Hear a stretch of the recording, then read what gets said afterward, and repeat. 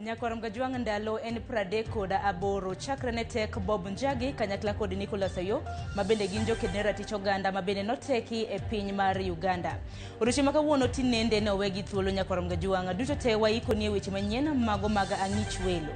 Kata kamano en gino mara ni iriyo makare odiochieng' ma kawuono men chieng' tarik 8 dwe mar 11 higa mar 2025. Waikoni mathoth Nyakwar Mgajwang e weche mago manyien ka mokwongo waithuond weche manyien. 38 days of abduction was not easy.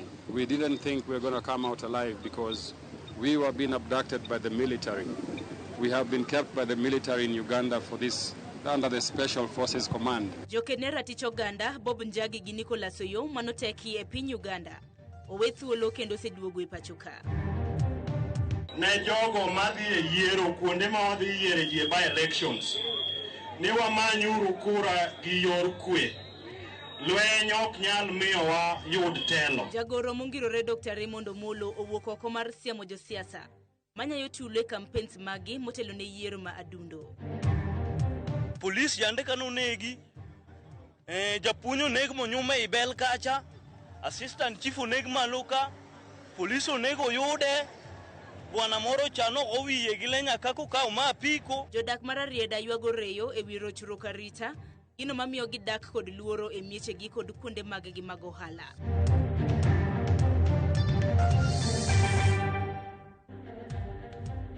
Nyakwar Mgajwang par ni kopogre gi wang' jowi inyalo luwo chenro mano mag weche manyien kokalo mbui magwa mag oganda wago mos odiochieng' ma kawuono waonge mbui mano mar Facebook. Kata kamano inyalo luwo achiel kachiel kokalo mbui marwa mar YouTube kanyakla kod Citizen Digital Live. Koka Nyakwar Mgajwang machiegni bed koro nyaka giko nyinga Sharon Ong'ao, jal makonyowa loko wach nyinge Elizabeth Otieno. Ndalo 38 bang' lal e lwet jogo mane chichgo ni gin apisas mag obila mag piny Uganda. Tok nenore campaigns mag goyo debe ne jalar tend piny e piny Uganda Robert Kagulanyi kata Bobi Wine. Jokedne ratich oganda Nicholas Oyo kod Bob Njagi gikone to we thuolo. Njagi kod Oyo ne wuo thuolo kod jolweny mosebedo ka odino negi kendo chalo gi nembetre mar Uganda pachoka okinyi makawuono. Kaka jafwambo marwa mar siasa Chris Owino leronwa, jo Kenya ariyogo wacho ni ne odin negi e kambi mar jolweny mag Uganda. Bang' lal e yo moko ng'ere e piny Uganda, tarik 1 dwe mar 10 gani bang' yuoro e campaigns mag jalar tend piny e piny Uganda, rotiko mar duond bura mar National Unity Party, Robert Kagulanyi, mabende ong'ere ka Bobi Wine, jokedne ratich oganda Nicholas Oyo kod Bob Njagi, gikone to ne owe thuolo. Oyo kod Njagi ma osebedo ka odine gi kuom thuolo mar ndalo 38 mokalo ne owe thuolo kod apisas mag arita mar piny Uganda ogwen ma piny rugo kawuono kendo chwalogi e mbetre mar piny Uganda pacho kae. I'm so delighted to be back home. I want to thank all Kenyans for standing in solidarity with us. Mostly we have the media, the Fourth Estate, for putting our story almost on a daily basis. The human rights organizations, Amnesty International, LSK for the Hubas Corpus. We have the Defenders Coalition, KHRC, Vocal Africa, you know them all. We want to thank you so much for standing with us all through this time. Negilero ndalo 30 mokalo osebedo thuolo malach ka bende isandogi kendo imiyogi chiemo maricho. 38 days of abduction was not easy. We didn't think we were going to come out alive because we were being abducted by the military. We have been kept by the military in Uganda for this, under the Special Forces Command. We're going to release more details to you in a short while after we get some medical attention. We've not been eating for about 14 days myself. We believe that it was something that we are going to talk about. At this point, we don't want to say much because we have to go for some medical attention a bit. We are traumatized, but we are happy to be home. I'm happy to be here. There are things I might have taken for granted. Today I may not take them for granted. Okang' mar weyo gi thuolo wachore ne obiro bang' twak ma iye tek moting'o nyaka jorito ma pacho kae kod piny Uganda. I want to thank everybody who has been helping us throughout. It has been a difficult time, but God is in control, and we also thank God so much. There were a lot of complex negotiations that took place. One of them involved the former president of the Republic of Kenya, the fourth president, and that is Uhuru Kenyatta. And it is out of the negotiations and the discussions that took place at the very highest levels of the two governments, plus the former president, that we have had the two, Bob Jage and Nick Oyor, return to Kenya. Kalure kod olo mar dendgi, Oyo kod Njagi, osingo mar chiwo ler mathoth bang' yudo thieth, ka bende giduoko erokamano ne jo Kenya, ute fwambo, jokedo ne ratich oganda, kod anyuola magi kuom chung' kodgi motegno. Sirkal mapacho ka kori dwaro mondo orid chike mag mbetre mabiro rito jo Kenya modak e pinje maoko, ahinya e alwora mar Afrika ma Ugwe. Ka giloso kod jofwambo, riwruok mar jotend kanisa mar Pentecostal Voice of Kenya koro wacho ni nyao seneno e kaka sirkal rito joge e pinje maoko kalure kod weche mosebedo ka timre e piny Tanzania kod mano mar Uganda, kama jo Kenya moko osenegi, hiny kendo maki gi thuon ka sirkal mapacho ka to ling'aling'a. Simfrasokinda miolera.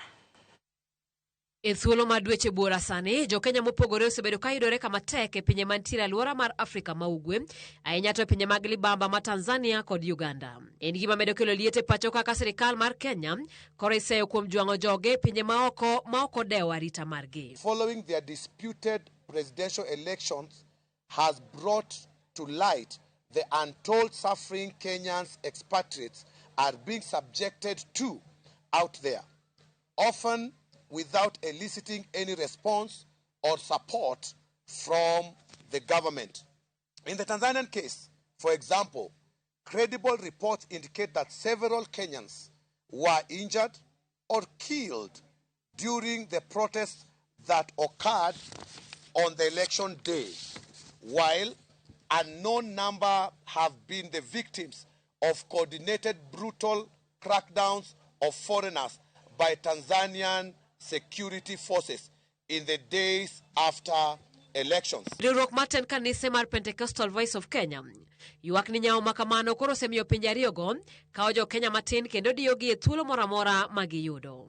When the State Department of Foreign Affairs released a tepid and indifferent statement published on social media platforms, this lackluster response sends the wrong signal to foreign actors who seek to harass, intimidate, harm, and violate the basic human rights and dignity of Kenyans living abroad. Kotelne gi kod jakom margi Pastor Peter Manyuru, jodolo gi koro dwaro mondo sirkal mapacho ka okaw matek arita ma jo Kenya kendo rid chike mag mbetre mabiro rito jo Kenya duto manitiere pinje maoko. We also call upon the government of our foreign nations, particularly East African neighbors, to respect the basic rights and freedoms of Kenyans in their country in adherence to UN and regional human rights conventions and protocols. Kamano bende gijiwo pinjegi ni mana kaka Kenya odagi kwe kod jo pinje maoko e ka gin bende girit chike matayo pinje e bwo riwruok mar Afrika ma Ugwe. Nikoro ka ng'anyo owuok Uganda kata Tanzania to wan jo wabedo targeted ni mondo omakgi ni koro ni gin magi kelo shida ilano.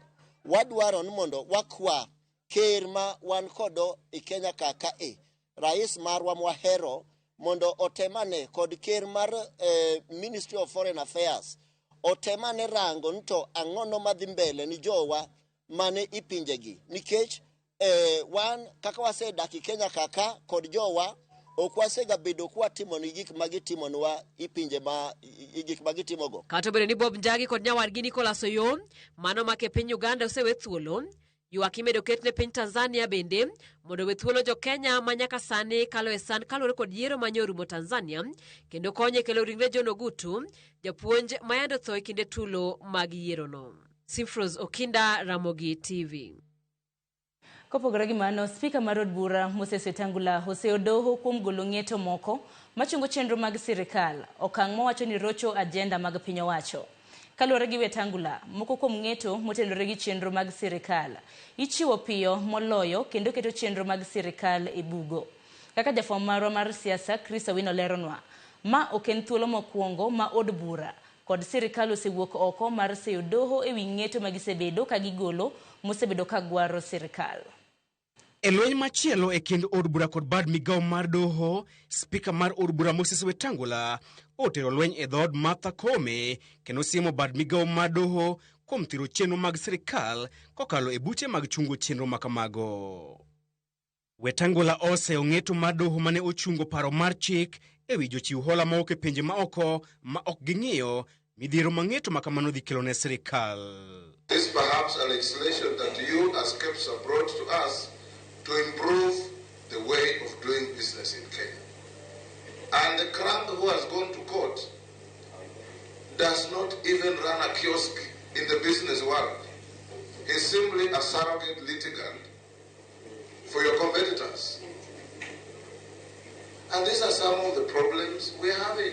Wetangula mane loso e kine romo kod riwruok mar joket mwandu pacho kae KEPSA e boma Mombasa wacho ni dwarore mondo sirikal joket mwandu kod doho bed piny mar goyo mbaka ewi moko kuom ng'eto ma doho golo ewi chenro mamulo sirikal. We need to have a round table with KEPSA, Parliament and Judiciary so that they can also appreciate that injunctions are not cakes to be dished to everybody carrying a plate. Joket mwandu bende dwaro mondo od bura los chike madhi keto lwasi mayom mar timo ohala e kinde ma Jonet Mohamed to wacho ni chike makamago nyaka luwre kod dwach jopiny. If our infrastructure is not right, the ease of doing business won't happen. If our logistics are not right, if things are not working at the port of Mombasa, at our own airports, at our roads, and our train. If you want to start a new industry, start it and we will defend and we will protect and we will give you incentives. But we cannot allow you to use Parliament to tax your competitors so they get out of business. It was separate. And we know each other.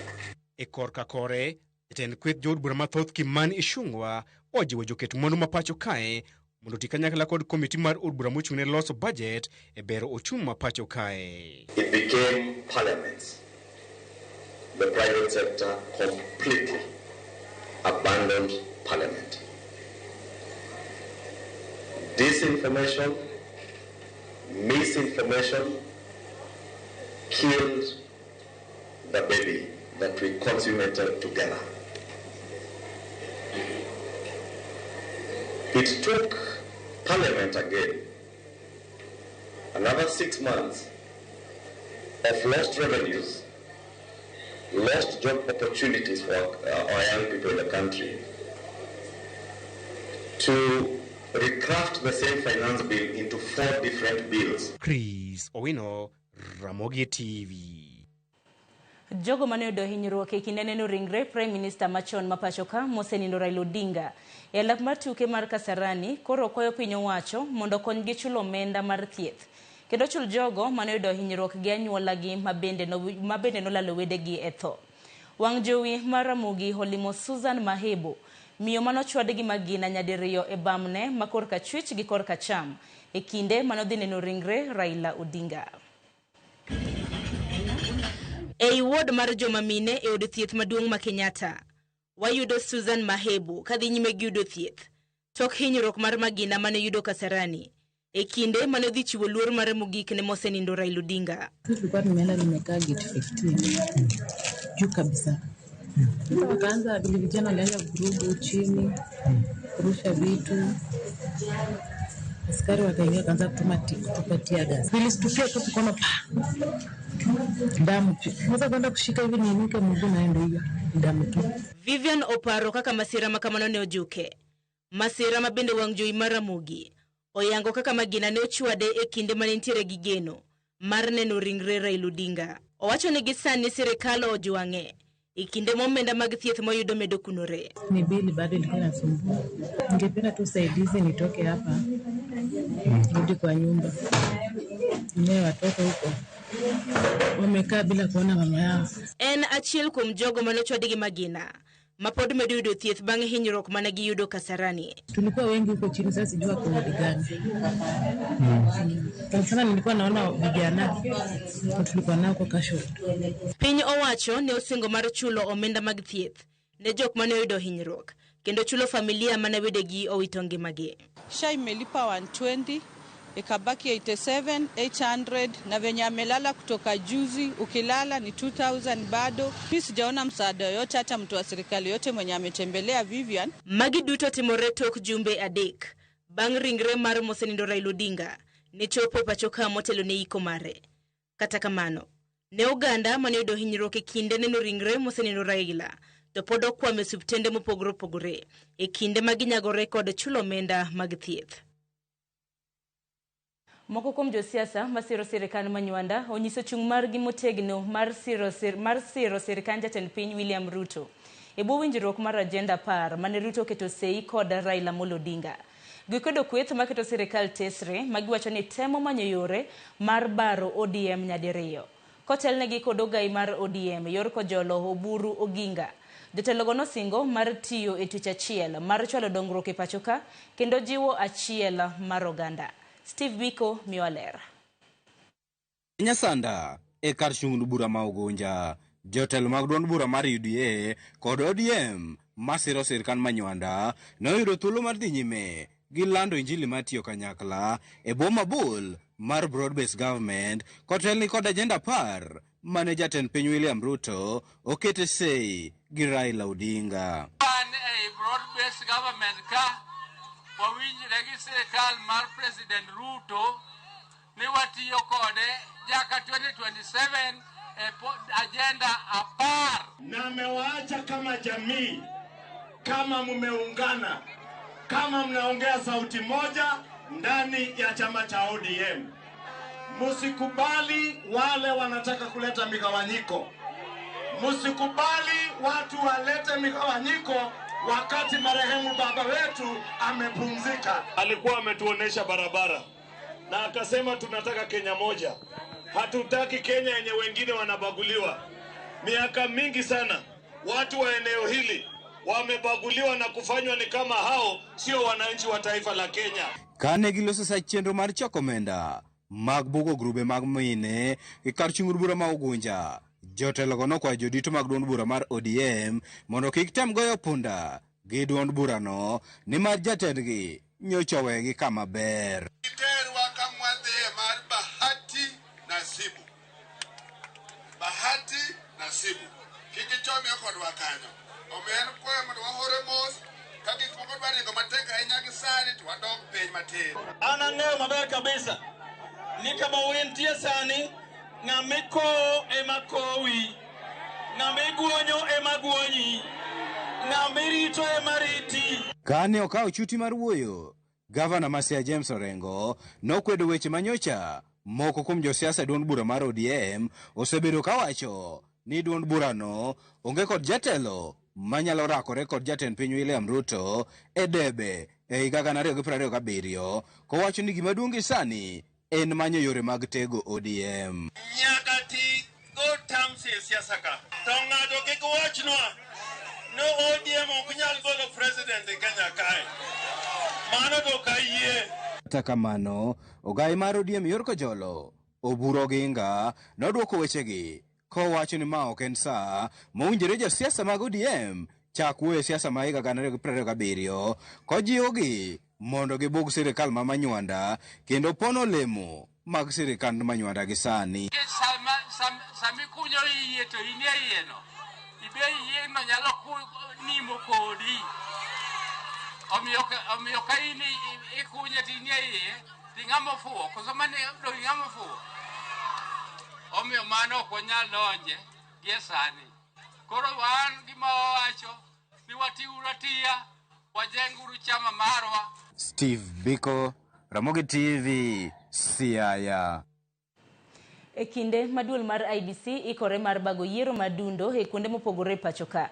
Jagoro mongirore migao mar arita Dr. Raymond Omolo owuok oko mar siemo josiasa manyayo tulo e campaigns maggi.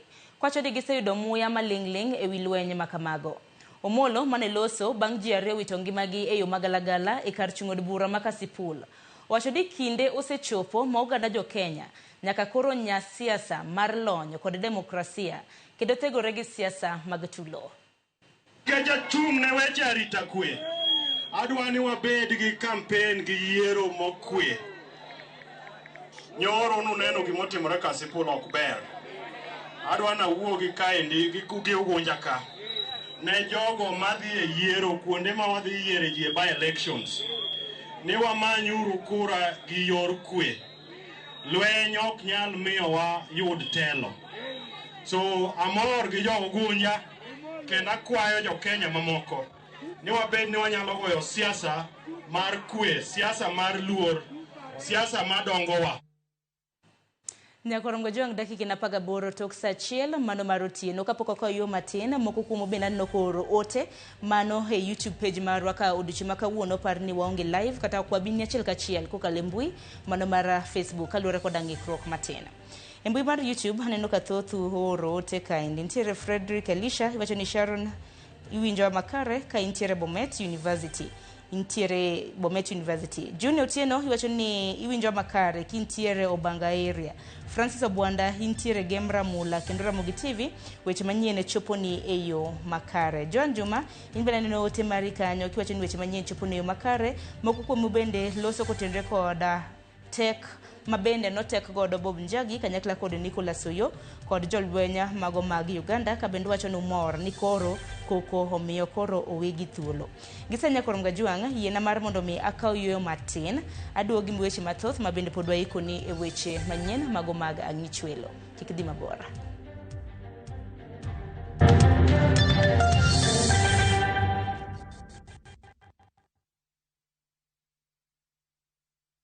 Na to kori winjo kika winj kucha koluonga ni mbabas nikech koro uneno kama ni pesa moro matin. View sasa ndio nyumbani kwa the best local dramas. Nataka ripoti ya Hansi pamoja na mkewe. Comedy za kuvunja mbavu. Telenovela bora zaidi kwa lugha yako. Anaere ainya Prita. Tokendo gimora mare wi mora. Na sasa una nafasi ya kushinda zawadi nono ndani ya promotion kubwa ya Jipange na View sasa. Shinda 50,000 kila siku, $500,000 kila wiki na grand prize ya 2 million shillings. Wow. Ingia kwa View sasa hivi kwa kupitia paybill 724177 au tembelea viewsasa.com. Weka nambari yako ya simu kama akaunti yako. Kisha weka 50 bob tu na upate content na point na uende kama mshindi. Ingia mara nyingi uwezavyo. Kila ukiingia kwa View sasa unaongeza nafasi yako ya kushinda. Imeidhinishwa na BCLB number.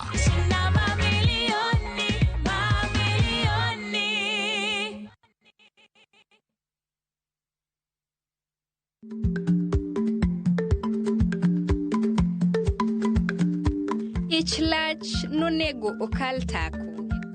Matiende ni bedo gi miluma mariako mang'eny nyalo kelo rach.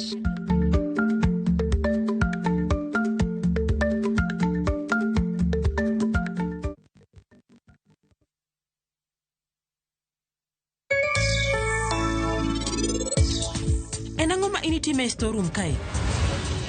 Bende gimora mora nitie kare kinde gi Rajiv?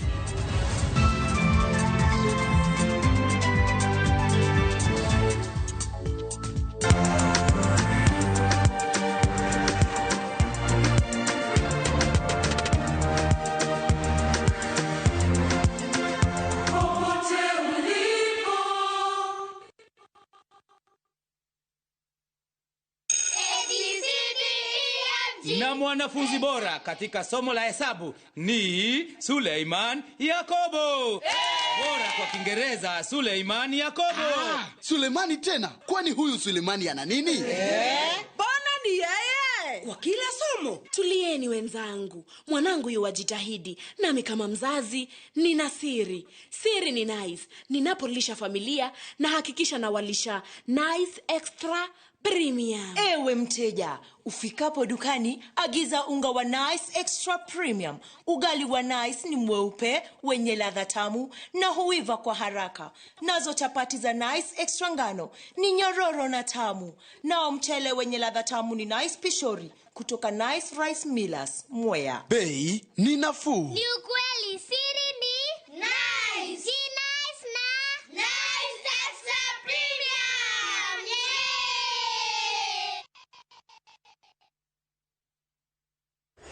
Tired of late rides and shady charges?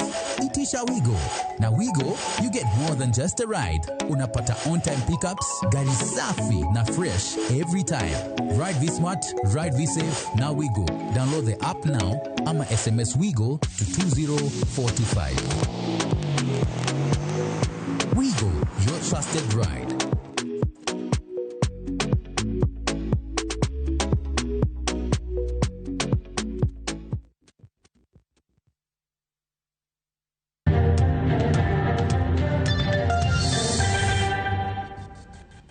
Nyakorongo jwang dakika 23 tok saa achiel mar otieno machiegni wadhi nyime gi weche manyien mag ang'ich welo. Jotije madirom 300 matiyo e kar loso nyamburko ma Kenyatta Golf Course Jwakali Society Garage mantiere boma ma Nairobi. Koro kwayo sirikal mamalo tende kaunti ma Nairobi kaachiel kod jotelo mabende ne giyiero mar mondo mi okonygi kik golgi e lowo kama garage no nitiere. Mabende gisebedo ka gitiyo kanyo kuom thuolo mohewo higni 30 koro. Jotijego liko ni nitiere achudhe moko mantiere koda gombo mar yako lobno. Kendo miyo gindalo 14 mondo gidar. Kata bedo ni gintiere kod oboke moyiedhi mane sirikal omiyogi mayangogi kaka weg lobno. Jesse Duor Giler Bathoth. E kar loso nyamburko ma Kenyatta Golf Course Jwakali Society Garage e boma ma Nairobi, jotijo dich timo tijegi mapile ka pile mondo giyud nweng'o. Kata obedo ni gidich, gionge kwe e chunygi ni mar nitiere achudhe moko madwa mayogi lowo kama garage no nitiere magisebedo ka gitiye kuom higni buora. Garage ni ochakore higa mar 79 bang'e kogik 95 to ne wayudo allotment letter kanomiwa gi sirkal kane wan e organization miluongo ni Kenya National Federation of Jwakali Association. Kaluwore kod jakom mar kar loso nyamburko no Elisha Odhiambo, lowo kama garage no nitiere osebede lwetgi chakre higa mar 1995 mane sirikal omiyogi oboke moyiedhi kaka weg lobno.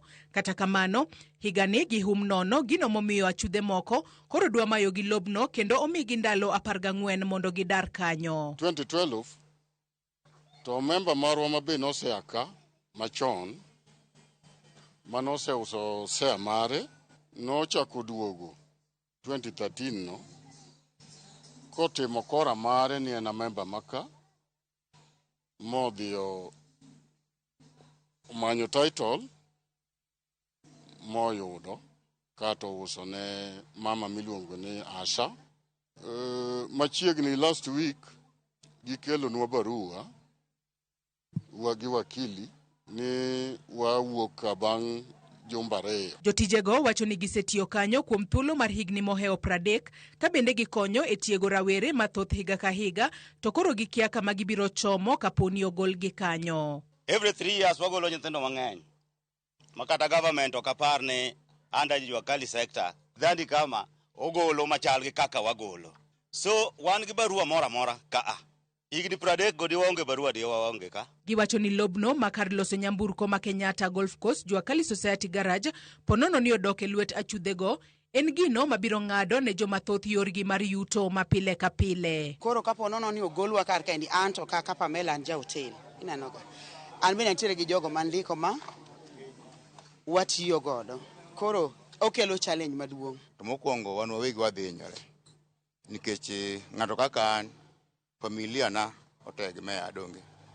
Aya nyaka jonyuol na nyaka wedena mang'eny to mang'o otegemea nikech ang'owa nikech an to gitegemea nikech kama antiene ema yuda ang'owa ema yude nweng'o moro matin to watimo ang'owa to wase ya kodgi. Kuom mano gikwayo jotelo mopogore opogore mondo wuog oko okonygi mondo achudhego kik yak lobno. Sijui audio custodians wa hii shamba aje alikana members wapi wakasikizana ati shamba sasa hao ndio custodians. Hizo pia tunataka kujua wenye walifanya hii mambo pale kwa lands, pia tutajua, inafaa tujue ilikuwaje mpaka hii mambo ikakuwa bila kuhusisha members wa hiyo place. Hii shamba tumepiganiwa sana na Raila alipigania hii shamba sana mpaka tunashangaa kwani kifo nilifanya tunaanza kusumbuliwa tena. Bende ginyiso achudhego ni kagin kod adiera ni lobno en margi to giter bura e doho mondo doho obed jathika. To kendo the same person en mapudo ng'ato nogo na en mapudo chandowa ode odhire ng'ama no uso ne ndekonwa barua ni mondo vacate wadwaro ni mondo gima kamano okom ka gin gadieri ni pawn ne margi to gidhi e kot. Joyce Oduor, Ramogi TV, Nairobi. Kopogore gi Manyakwaram Gajwanga tiri weche matimore kaunti ma Siaya. Jodak mawuok e kar chung'od bura mar Arieda koro ywago reyo e wi rochruok mar arita magiwacho ni sani omedo kethore e alwora, gino makoro giyango ni miyo gidak kod luoro e miechgi kod kuonde maggi mag ohala. Millicent Adhiambo miyo ler mathoth. E kar chung'od bura mar Arieda e kaunti ma Siaya, midhiero mar medruok rochruok mar arita kwe otimonewa, gino ma jodak yango ni mayo ginindo piny maru kalure kod monj masakasa e lwet jomaundu mapok oyangi. Polis yande kano negi, japunyo neg monyume ibel kacha, assistant chief oneg maluka, polis onego yude, bwana moro chano owiye gilenya kako kao ma apiko. Security ok ber kalure ni ntiere agencies masani gi. Gionra ona mamine mai siro kadhi mwalo ndwaraka. To gigengo ne ibwa resika. Ma bende dhi ong'ielo. Bende gigengo ne ibwo Paradon Sky. Wadhi otshon nikech samoro jok moriti wang'ayo bende ng'eny, jok manyalo tong'i chuo sana japiko yudo kotong'i okawa apiko ni into wei kanyo kitho. Sani kata rita mar liel ma ng'ato wuok e dala ni biye dala cha alwora man kani ok inyal temo. Kibiye liel mar arita tibedo kanyo koda chokruok oserumo saa 8 kata saa 7 otieno kata saa 9 dala ni ne kacha ok inyal wuok e dala ni mi dhi e dala cha ibete kom nyaka ro mapar gachiel kogwen kore kiwuok e dala ni. Jodago koni gidak kod luoro ni mar aresa achiel mar otieno kapok ng'ato ochopo pacho kowuok e yore gi mapile mag yuto to ngimagi ni andaki nikech kuom otimore marach maweyo thothgi kod hinyruok mag ojalo ka moko to inego kanyo. Sana koro wan jo pikipiki ni wan matek kabisa. Yani wach security koro onge maluoro in go marach. Ka in ga piko manyien ok iwuoge odisa achiel otieno. Sani nyalo loso nyapesa ni moro kachopo kata 1500 ni moro. To kirieyo aramku kata iwuok inyalo rieyo lwak ipoka security nikech onge. Nyalo poka jok moko andi kata ji adek moko ang'wen. Dara mowuok kaka dhi mabenjone. Ok inyalo we sari otieno ginus. Ok ilo michopi alingling cha kapok onegi. E sama kawuono giyango ni negi komiyo moro manyocha jonjore mane omonjo e dalane monego e yode. Kwayo gine sirikal chalo kamae. Ka ema yando tong'e jorito mane waketo mondo miyo ritnwa. Otong' ji adi 2 temo tho. Mwayudo ko ikigiki. Kata sani aiko mama moro piny ka. Aiko sani. Ta aiko mama manyocho negi kendo gole yode kinego. Honorable Otiende akwaye ni kuom ng'wonone omanyinwa security motegno oket Arieda. Kae kwa kelo bura mar mondo ji okel bura mar security iyudo ka polise godo bende donjo dwa tamo ji kendo ni gine magidwa rito area ni. To wan wewegi wadwa warit area ni mar mondo area ni obed masawa. Alwora ni wadak ka joma onge sirikal. Sirikal kanitie mani alwora kanitie minyalo kel manyien to manyien go bende waluor ni igolo gi kuonde matich onge matich osenjaore tikelo gi kato koro wamor no kel mawelo kara mawelo gi be no sejogo joka ikelo gi kato bang' dalari adek wabe gi jogo. Polisi osebet ka moko osebet mang'eny sana magi seng'iyo gi ji wachichi ni nyaka joma timo gik maricho go moko ging'eyo to ok ginyalo wacho nikech gin osiepegi kendo gilokre jogweng' gin ma giwuotho gi joma madho kong'o go onge kaka inyalo mako jakuo ka in ofisa to imbi wuotho kodgi. Koro wadwaro security ma kaka okenwa police post ka nyalo miyo polisi nyalo patrol ndara ka mondo mine wagi obed gi ku. Jodag koro nigi geno ni jotelo mane giyiero biro winjo ywakgi kendo wuok oko mapiyo mar kawo ondamo e neno ni arita kwe mar Arieda odok e wang'e mondo giyud fuong'ruok. Millicent Adhiambo, Ramogi TV, Arieda, Siaya County. Kowuok e kaunti ma Siaya Nyakwaram Gajwanga tiri nyaka e kaunti mano ma Migori kama riwruok mar East African Collaboration for Economic and Social and Cultural Rights dhi nyime kod nywando oganda e chenro mar timo nonro kaka omenda jopiny tiyo godo e chenro mag dongruok mopogore opogore ma idendo kaka social audit e kaunti ma Migori. Jafwambo marwa e kaunti ma Migori Jojuma nigi ler mathoth. Piny owacho ma kaunti Migori osebedo ka koro keto omenda tenge e budget ma timo chenro mag dongruok mopogore opogore ka piny maduong' en to bende koro omenda gi itiyogo makare e chopo chenrogo mag dongruok. E okang' mane jopiny oketo piny owacho e kokgi mondo chenrogo mag dongruok koro tim kaka owinjore. Riwruok mar East Africa Collaboration for Economic and Social and Cultural Rights ECO kawo tende kod jopiny e kaunti ma Migori dhi nyime kod nono kaka omenda jopiny itiyo godo e chenrogo mag dongruok. E kind romono mano bang' korruogni, oganda ne ochiwo duoko ma opogore opogore kawo tende kod ma bende koro itimogo chenro mag dongruok e kaunti ma Migori. Jaribu kwenda kwa barabara kama barabara ya Ngisiru, totedi ni mbaya. Hakuna kitu imesaidika, watu wanaumia huko. Kidi siru dispensary niti improvement yakanyo odonje governor. Eyudo ka yath sani nitiere namba mar yo tito to maradome omedore. Kero dispensary no government ma ogero nwa hospital no tiyo nyaka sani to hospital no ok obedo cemented, floor mukure, jotuo winjo matek. To gikelnwa dakteche malongo manyalo konyowa ka ECDs have been put, so we are just trying to plea for the other publics that does not have, like Ugari has none. ECD class can be put to that area. Ywak maduong' ma oganda chiwo en kowuok e sekta no mar pi e kaunti ma Migori, kama jopiny wacho ni chenro mag pi mathoth mane ochak gero koten kaunti ma Migori koro kwamo. Okuny pi e dala mar Alara Dago, nyaka sani pigno pok obedo ni konyo oganda ma e piny mar Alara Dago, ma e Central Sakwa Ward. Awuoyo kuom pi mane okuny Ogwedhi Primary School ma osagere nyaka tangi kuma ituome e chiro mogwedhi. Piping osatim, sola bendo osaketi, to pigni ok kony jo Ogwedhi at all nikech ok oti. Lo jorongo e pi mayudore Mori Nyamatomo mano kuny kod sirikal mar kaunti ma Migori, to pigni ok oler. Samo goye kowuok e bugo kacha to wuok korabuor, tiende ni ok owinjore mondo dhano oti kode. Akwayo kuom wach mar pi maore dispensary en hospital manyocha olosi to waonge gi pi, mon nyuol to pi onge. Ywak nitiere ne apeyni mathoth bende koro richo kendo kalre to ahinya ikine makoth chwe. Barabara ma Mikiria kabiro Gwedhi orach, oningo lose mondo mi okonji nikech kata mine ma yach madwano bi hospital seche moko giyudo shida. E duoko magi jopiny owacho ni ten kaunti ma Migori osetemo mathoth e sekta mar thieth ma oting'o chako ute thieth manyien. Like last year we were out to fight for the completion of Nyamware dispensary. Right now the Nyamware dispensary is very functional and it is now serving almost 4,000 households. Kisindi dispensary, we are seeing fruits that it will be opened soon as promised by the CS for Health, because they have done some renovation and painting as well. We have Mutabe and Oboke dispensary that have been opened, they are functioning.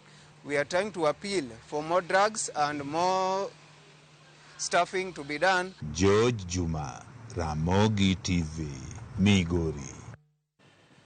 Nyakorongo jong safar mar jipangi na visasa ochope giko mare e gwenge mag imbo mar piny Kenya. Ka jodak ma Shianda, Sabatia, Kwisero gi Luanda nuwuok oko karomgi mar neno chenro makamano. Jolendo mag Nyakalondo kamoting'o Radio Citizen, Mulembe FM, Sulu FM kaachiel gi Vuka FM noriwore gi johera magi e chenro mag Viusasa. Viusasa rwako higni 8 nyaka ne chake ka johera mathoth ne oyudo mich e wuoth ma imbo mar piny Kenya. Jo Kenya mane yudo thuolo mar ndikore Viusasa biro yudo thuolo mar neno chenro mopogore opogore ka bende mich ma bende giloyo chopo nyaka shillings million 2. We created that platform so that content creators in Kenya, wale wanajua comedy, wale wanaimba, wakina Musindi, vijana wetu wote wale wako na talanta, unaweka content yako hapo and you make money from it. Kama unajua kudance, kama unajua kufanya any creative activity, That's the whole point of Viusasa. Subscribers wetu, asanteni sana kwa kujitokeza kwa wingi na asanteni kwa kutushikilia. Miaka 8 si michache kuwa hewani na kuwa na watu wenye wana subscribe kila siku for 8 years. So tunasema asanti sana na tunasema muendelee kusubscribe. Unaweza jipata wewe ndio mshindi wa 50,000. Mimi ni shabiki sana wa Citizen News, naziona. Naendelea tu kuambia wananchi wazidi kusikiza redio ya Citizen, waweze kuwatch TV ya Citizen pamoja na Mlembe ili tuweze kupata manufaa. Dakika pradeko da boro tok sachiel mamidhi amunya kwa mga jongwa ko yo matin kwa duogo aduogo kod weche mag tuke kikidhi mabora.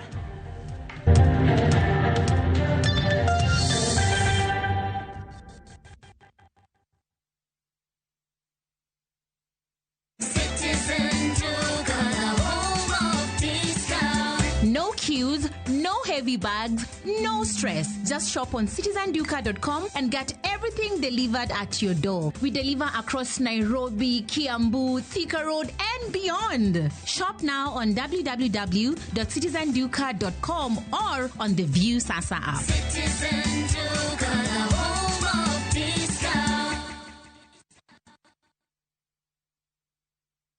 Royal Mabati Factory Limited nitie gi discounts makende e kinde ni endi mar Christmas. Corrugated gi box profile iyudo gi 396 mita ka mita. Brick tile iyudo gi 456 ka Roman tile to yudore e nengo mar 500 kende. Wakelo ni mwandu kamora mora e Kenya maonge chudo mora mora. Gochno e namba ma 0722 638 kata ket oda mari e mbui mar www.royalmabati.com.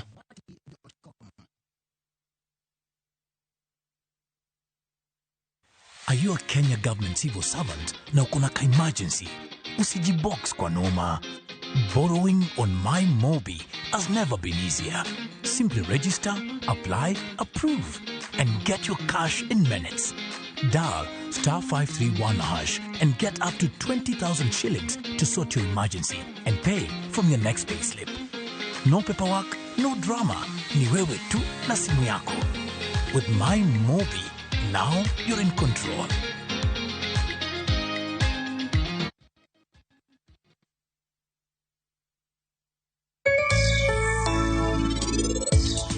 Enango ma initime storeroom kae. Bende gimora mora nitie kare kinde gi Rajiv.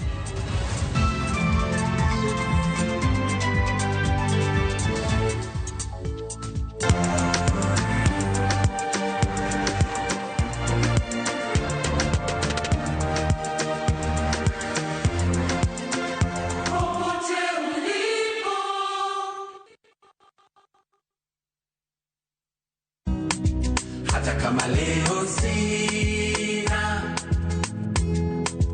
Mungu aweza ridhia. Mungu fundi, vyote vilivyo vyako viwe vya kwangu, kumbe vya kwangu alishaniandikia. Ukitaka kupata sikiza tuni ya huu wimbo, tafadhali bonyeza *860*417#. Uka sikiza na Citizen ni nyumbani kwa wasanii.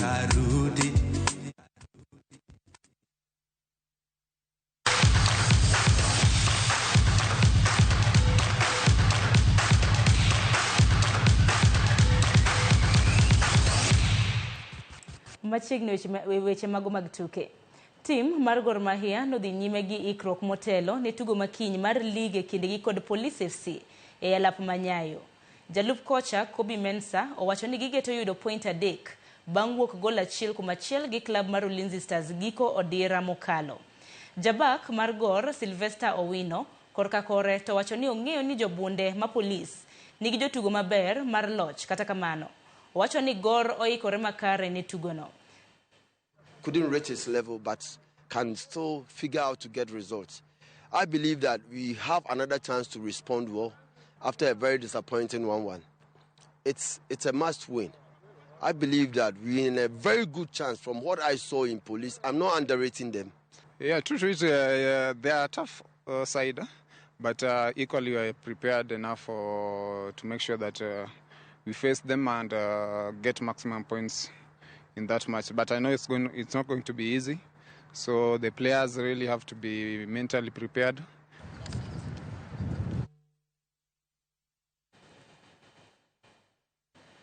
Wuotho bedo marabora ne klab mar FC Leopards to klab mar Marashuga loyo gi gonde 2-1 e tuke mag adhula lig maduong' ma pacho ka. Tugono mane obagi e alap ma Mumia Sports Complex. AFC na nigi geno mar yudo loch e tuke 4 moluore.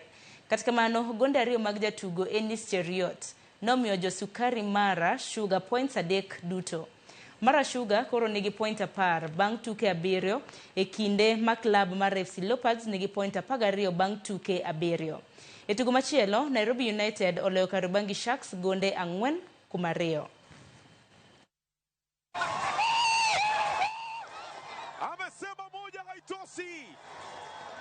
Labda mbili. Jimo Willy. Kushoto. Aleto naye na Willy huku kichwa kilo. Dennis Cheruiyot. Heroes high to Nyakoro mgajwang ne weche mag tuke mag pinje maoko en ni team mar Tottenham Hotspurs odhiamodhi gonde 2-2 gi Manchester United e tugo